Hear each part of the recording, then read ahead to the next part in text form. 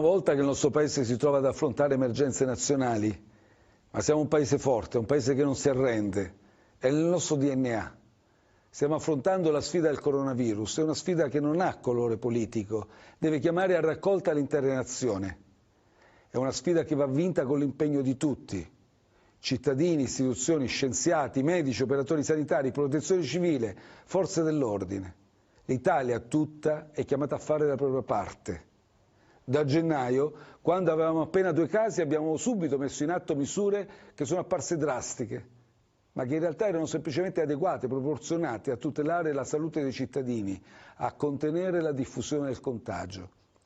Abbiamo sempre agito sulla base delle valutazioni del Comitato Tecnico Scientifico, scegliendo sempre la linea della trasparenza, la linea della verità, decisi a non alimentare diffidenze, complottismi. La verità è l'antidoto più forte. La trasparenza è il primo vaccino di cui dotarci.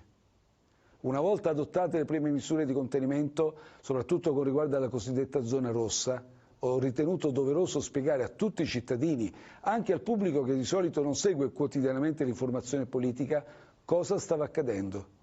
Siamo sulla stessa barca. Chi ha il timone ha il dovere di mantenere la rotta, di indicarla all'equipaggio.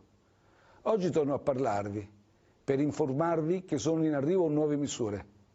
Dobbiamo fare uno sforzo in più, dobbiamo farlo insieme. E partiamo dal dato positivo.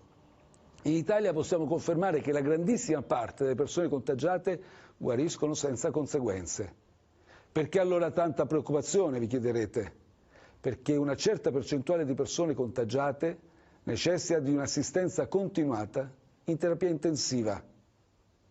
Questo significa che finché i numeri sono bassi, il sistema sanitario nazionale può assistere efficacemente i contagiati, ma in caso di crescita esponenziale è evidente che non solo l'Italia, ma nessun paese al mondo potrebbe affrontare una simile situazione di emergenza in termini di strutture, posti letto, risorse umane richiesti. Per questa ragione il Ministro della Salute Speranza ha dato immediato mandato nei giorni scorsi di aumentare del 50% la disponibilità nazionale delle unità di terapia intensiva e del 100% delle unità di terapia subintensiva. Ma dobbiamo essere consapevoli che nonostante gli sforzi non è possibile potenziare le strutture sanitarie in breve tempo.